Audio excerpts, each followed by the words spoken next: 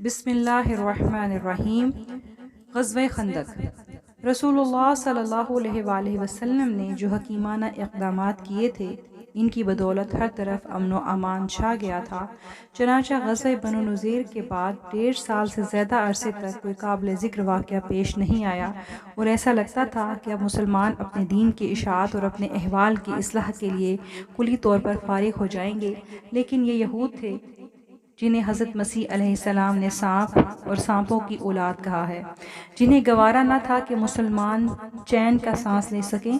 چنانچہ خیبر میں قیام کرنے اور مطمئن ہو جانے کے بعد انہوں نے سازشیں اور پس پردہ حرکتیں شروع کر دیں اور اہل مدینہ کے خلاف قبائل عرب کا ایک نہایت زبردست لشکر لانے میں کامیاب ہو گئے۔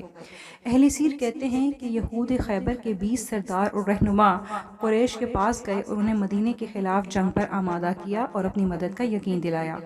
قریش اس کے لیے تیار ہو گئے تو یہ لوگ بنو غطفان کے پاس گئے، انہوں نے بھی بات مان لی۔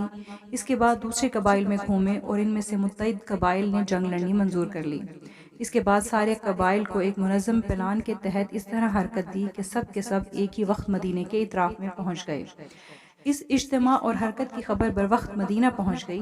چنانچہ رسول اللہ صلی اللہ علیہ وآلہ وسلم نے صحابہ کرام رضی اللہ تعالیٰ عنہم سے مشورہ کیا۔ حضرت سلیمان فارسی نے خندق کھودنے کا مشورہ دیا، یہ رائے پسند کی گئی اور اسی پر اتفاق ہو گیا۔ چونکہ مدینے کے مشرق، مغرب اور جنوب تینوں اطراف میں لاوے کی چٹانیں ہیں، اس لیے صرف شمالی علاقہ لشکر کے داخلے کے لائق تھا۔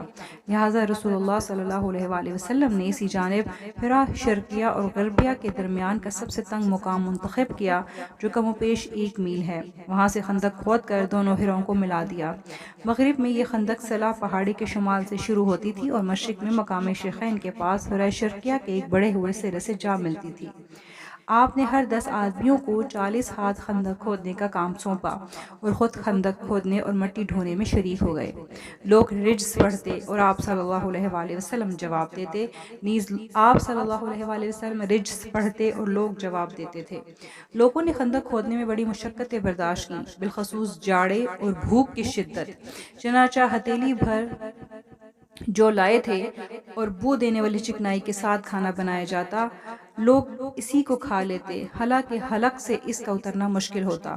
لوگوں نے رسول اللہ صلی اللہ علیہ وآلہ وسلم سے بھوک کی شکایت کی اور اپنے پیٹوں پر ایک ایک پتھر بندھا ہوا دکھلایا، تو آپ صلی اللہ علیہ وآلہ وسلم نے انہیں اپنے پیٹ پر 2 پتھر دکھلا دیے۔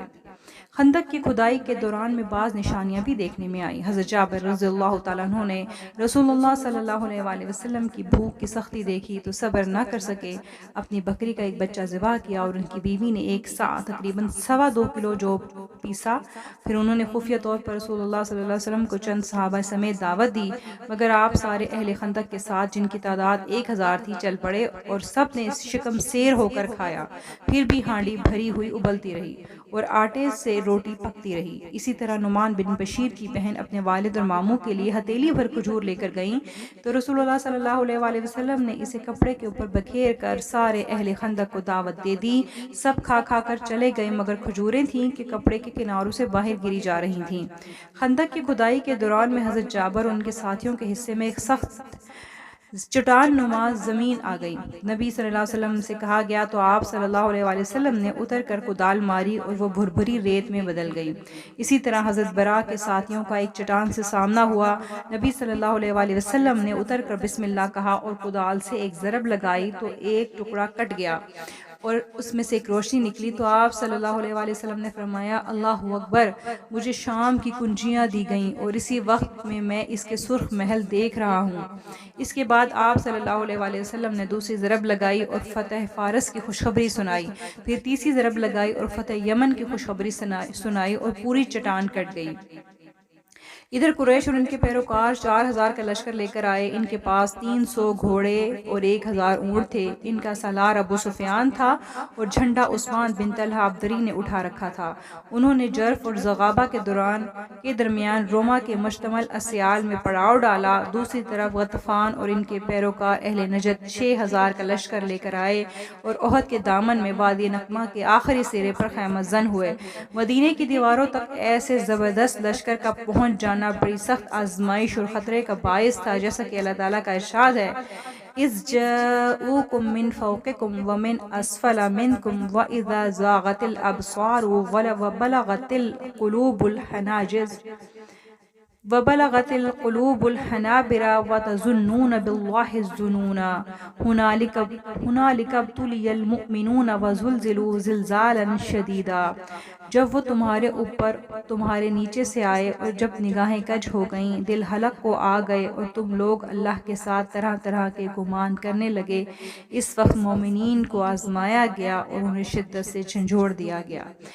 لیکن اللہ تعالیٰ نے اس موقع پر مومنین کو ثابت قدم رکھا، جیسا کہ ارشاد ہے وَلَمَّا رَأَى الْمُؤْمِنُونَ الْأَحْزَابَ قَالُوا هَذَا مَا وَعَدَنَا اللَّهُ وَرَسُولُهُ وَصَدَقَ اللَّهُ وَرَسُولُهُ وَمَا زَادَهُمْ إِلَّا إِيمَانًا وَتَسْلِيمًا۔ اور جب اہل ایمان نے ان جتھوں کو دیکھا تو کہنے لگے یہ تو وہی چیز ہے جس کا اللہ اور اس کے رسول صلی اللہ علیہ وآلہ وسلم نے ہم سے وعدہ کیا تھا اور اللہ اور اس کے رسول نے سچ فرمایا تھا، اور اس حالت نے ان کے جذبہ ایمان و اطاعت کو کچھ اور بڑھا دیا۔ البتہ منافقین اور بیمار دلوں کا حال یہ ہوا کہ انہوں نے کہا اللہ اور اس کے رسول نے ہم سے جو وعدہ کیا تھا وہ محض فریب تھا۔ بہرحال رسول اللہ صلی اللہ علیہ وآلہ وسلم نے مدینے پر ابن ام مکتوم رضی اللہ تعالیٰ عنہ کو منتظم مقرر کیا، عورتوں اور بچوں کو گھڑیوں میں محفوظ کیا، پھر 3000 کا لشکر لے کر نکل پڑے اور جبل صلاح کو پشت پر کر قلعہ بندی کی شکل اختیار کر لی۔ سامنے خندق تھی جو مسلمانوں اور کفار کے درمیان حائل تھی۔ ادھر مشرکین نے قراریابی کے بعد تیار ہو کر مدینے کی طرف پیش قدمی کی۔ جب مسلمانوں کے قریب پہنچے تو کیا دیکھتے ہیں کہ ایک چھوٹی سی خندق ان کے اور مسلمانوں کے درمیان حائل ہے۔ یہ دیکھ کر وہ حیران رہ گئے۔ ابو سفیان نے بے ساختہ کہا یہ ایسی چال ہے جس کو عرب جانتے ہی نہیں۔ اب انہوں نے خندق کے گرد غیظ و غضب کے ساتھ چکر کاٹنا شروع کیا۔ انہیں کہیں طرح سے بھی ایسے نقطے کی تلاش تھی جہاں سے خندق کو پار کر سکیں، لیکن مسلمان ان پر تیر برسا کر انہیں خندق کے قریب ہی نہیں آنے دے رہے تھے تاکہ وہ اس میں کود نہ سکیں اور نہ مٹی ڈال کر راستہ بنا سکیں۔ مجبوراً مشرکین کو مدینے کا محاصرہ کرنا پڑا، حالانکہ وہ اس کے لیے تیار ہو کر نہیں آئے تھے، کیونکہ چلتے وقت یہ منصوبہ ان کے خواب و خیال میں بھی نہ تھا۔ لیکن بہرحال اب وہ روزانہ دن میں نکلتے اور خندق عبور کرنے کی کوشش کرتے تھے، جبکہ مسلمان پورے راستے پر ان کے سامنے موجود ہوتے اور تیروں اور پتھروں سے ان کا استقبال کرتے تھے۔ مشرکین نے کئی بار بڑی زبردست کوشش کی اور پورا دن اس میں صرف کر دیا، لیکن مسلمان بھی دفاع میں ڈٹے رہے، یہاں تک کہ ان کی اور رسول اللہ صلی اللہ علیہ وآلہ وسلم کی کئی نمازیں بھی قضا ہو گئیں اور سورج ڈوبنے کے قریب یا ڈوبنے کے بعد ہی انہیں نماز ادا کرنے کا موقع مل سکا۔ اس وقت تک نماز خوف مشروع نہیں ہوئی تھی۔ ایک روز مشرکین کے شاہ سواروں کی ایک جماعت نے جن میں عمر، اکرمہ بن ابو جہل اور درار بن خطاب وغیرہ تھے، ایک تنگ مقام سے خندق پار کر لی اور ان کے گھوڑے خندق اور صلاح کے درمیان چکر کاٹنے لگے۔ ادھر حضرت علی چند مسلمانوں کے ہمراہ نکلے اور جس مقام سے انہوں نے خندق پار کی تھی اسے قبضے میں لے کر ان کی واپسی کا راستہ بند کر دیا۔ اس پر عمرو بن عبودہ نے مبارزت کے لیے للکارا، وہ بڑا جری اور صفات تھا۔ حضرت علی نے کچھ کہہ کر اسے بھڑکا دیا اور وہ گھوڑے سے اتر آیا، پھر دونوں نے ایک دوسرے پر بڑھ چڑھ کر وار کیے۔ حضرت علی نے اس کا کام تمام کر دیا اور باقی مشرکین بھاگ نکلے۔ وہ اس قدر مروب تھے کہ اکرمہ نے بھاگتے ہوئے اپنا نیزہ چھوڑ دیا اور نوفل بن عبداللہ خندق میں جا گرا، جسے مسلمانوں نے تہہ تہہ کر دیا۔